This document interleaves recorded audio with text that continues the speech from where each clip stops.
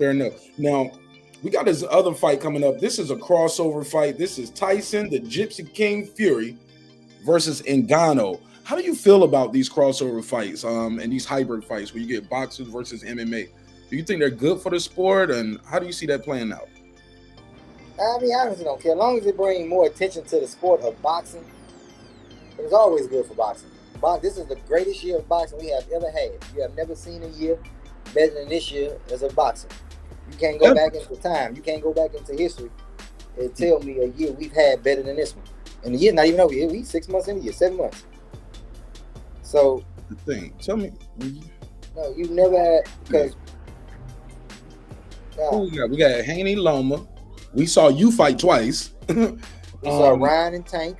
We seen Tank early in January. We seen Benavidez, Caleb Plant. We finna see Fulton Inouye.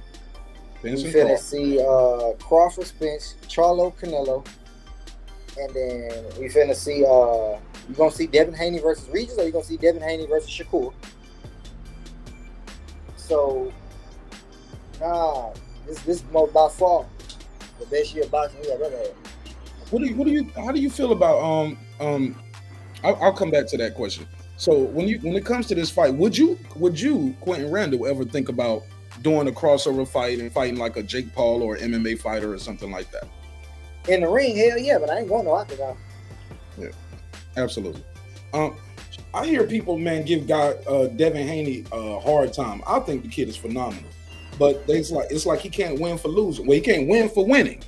Like if he stays at 135, they say he's ducking Tio and Regis at 140. If he stays at 135 and you fight Tank, he ducking Shakur. Fighting Shakur, he ducking Tank. You give Loma a rematch where some people thought he lost, he's ducking everybody. Like, what is it about the guy, and what do you think of him as a fighter?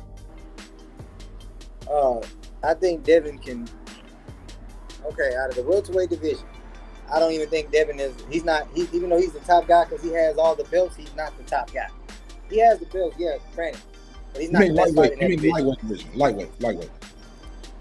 I think Shakur is by far a better fighter than him. Fighter, boxer, better ring IQ. If Shakur is a 10, in my opinion, Devin Haney is a 7. Really? I think Tank beats Devin. I think Shakur beats Devin. I think Tio beats Devin. I think every last one of them beats him. It's just for him, for Devin, it's all about who you pick next. Who does your best chance of winning comes against. And then when you look at it on paper, people would say against Regis, but Regis is not no easy guy to fight. Regis is a serious threat that can fuck around and clip you. So he stuck between a brick and a hard place. So you fight Tio, I think Tio clean you up. I think Tio fuck around and stop you. Especially when you get that Tio that just fought Josh Taylor, the Tio that fight Loma. I don't give him a chance in hell versus Shakur. I think Tank can stop him as well.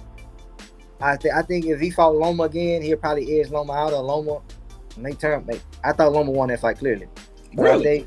I thought Loma won. From the cleaner, more effective shots, who had dominant rounds and who hurt you, yeah, Loma won. Okay. So I think, so he's stuck between a brick and a hard place, and it's probably so because his level of opposition that he's fought. Loma is the best person he's ever fought thus far. We can all agree to that. Absolutely. But George Kambosos had a one-trick wonder. George Kambosos was a one-hit wonder. He won them titles from Tio, whether Tio had health issues, whether Tio didn't take him serious, whether it's the accumulation of all of them. He beat Tio, but him and Tio was the fight against Tio and knock Kambosos out. So it all the cards fell directly in his lap. It fucking perfectly for him. Because Kambosos didn't choose Devin Haney to fight first. He chose Loma. Right. And Loma chose to go fight in Ukraine. Yeah. So the shit fell in Devin's lap. And that's just God, alhamdulillah. So he just got a blessing. Absolutely. And he took full advantage of it. What God got in store for you, can't no man take from you. You see what I'm saying? I got a chill when you said that, man. I felt a little chill just go down my spine when you said that. Almost, yeah, man. Like, God don't make no mistakes. Yeah. So what God got in store for you, that's your blessing. He took it and he ran with it. He defended his titles 2 times. He beat Loma, whether you agree with the decision or not. It wasn't a robbery. I don't say it was a robbery. I say it was a close fight that I think Loma won. But Devin did not show no pussy in that fight. He was in that motherfucker fighting. The round he got hurt in the 11th, he came back strong in the 12th. Won that round. Why would Loma take that 12th round off, thinking he won the fight? Why? He won the fight. I mean, I thought he won too, but it was just a beautiful performance from both guys. I just thought Loma did more. But nah, Devin didn't shy away. Devin ain't no punk. Devin ain't no pussy by any stretch of the imagination. I just don't think he beats T.O., Shakur, or Tank. What do you think he lacks? Is it? Do you think it's the punching power is what he's lacking? Is it the ring IQ? The Tank? I don't think he has punching. I believe he got that good pop. Not no crazy punching power, that Floyd effect. When he ain't got no one punch knockout power, but he'll pop your ass and keep you honest. I think he got decent pop. The ring IQ. I don't think. I don't know if he's a. I don't know if he's a thinker like Shakur in the ring. Shakur is the ultimate thinker. Does that come with studying your opponents, or does that come from coaching and your training? Studying your opponents, coaching, the science of the sport. You understanding distance and range, and you understanding how to set up shots, what your opponent is capable of, what you are capable of, what your ability is, and what his ability is. It's accumulation of everything. Well, you said Devin has all the belts, but he's not the best lightweight. Who, in your opinion, is the best lightweight? It's Shakur. You got Shakur beating everybody. Shakur, skill for skill. I think if Shakur, I got Shakur beating everybody, but Tank will be his most dangerous opposition because Tank power is so crazy, and Tank has skills. Can Tank's power trump Shakur's skills and IQ? To where if Shakur blocks a shot cleanly, but Tank is so goddamn strong, he still can hurt him through a block shot. So you got to ask yourself a question like that. But when it comes to skill, IQ, ring generalship, ain't nobody better than Shakur. Wow. Okay. Man, that's a pretty good one. That's a pretty good one, man. I hope we get to see some of those fights, man.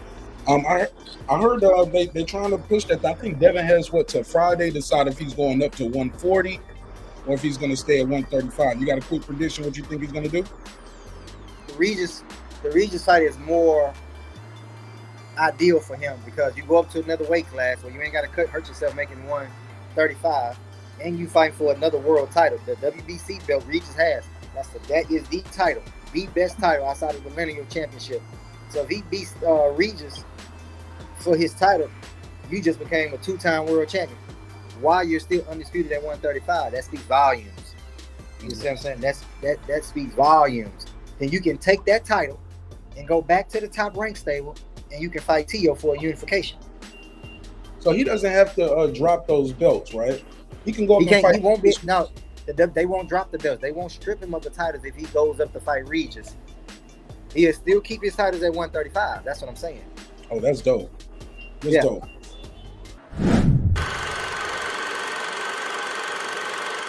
This that squad side.